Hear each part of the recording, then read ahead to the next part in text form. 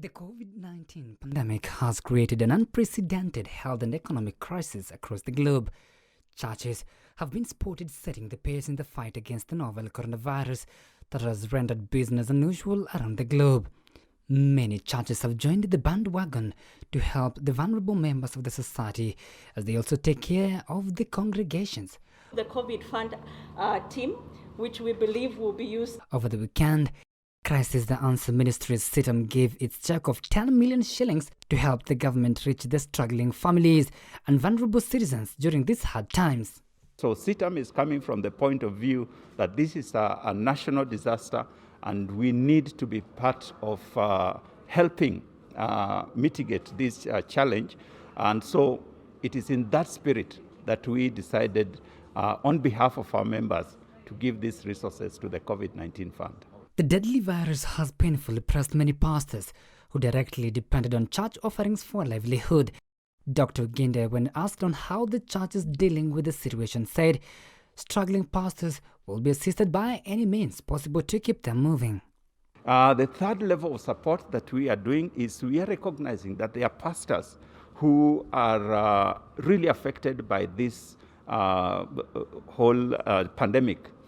Pastors, not Citam pastors, but pastors who are serving small congregations whose only livelihood was from the support that they get from their congregation. But now that their congregations are not gathering, they are left in situations where they can't pay rent, they can't buy food, they can't support their children. And we are looking into, together with others, how can we make a contribution to support this kind of people. And so we are looking at the possibilities of giving something small to some of the pastors that we may be in touch with. Be lifted high, be lifted high. With many congregations and religious gatherings affected by the ban on public gatherings, many churches with infrastructure resorted to streaming their services online amid COVID-19 pandemic. Online broadcasting and running of services is something that we started a while back as Citam, but now has become the center of activity.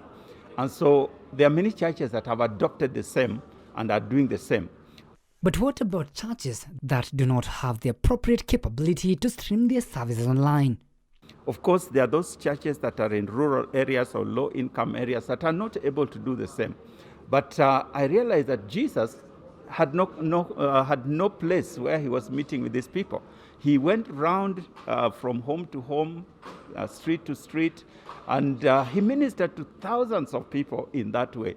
So the mentality that we have to gather together within a building is something that the church needs to think differently about. Some of the groups that have so far given their donation to the Emergency Response Fund include corporates under the Kenya chapter of the National Business Compact Coalition that donated 70 million shillings to the COVID-19 Emergency Response Fund. Others include Equity Bank that donated 300 million shillings to provide personal protective equipment PPEs to frontline medical staff. By yesterday, we've raised about 2.8 billion shillings. About 500 of that is in food. 300 million we've already distributed into communities. So as money comes, we are trying to spend it, but in a thrifty way, because we don't know where this thing is going. Citam is now calling for well-wishers to give them a hand in reaching the vulnerable and the needy in the society. So we'll support them through this fund, and we are inviting our members and any other well-wishers to make a contribution towards this. So this will be basically for food.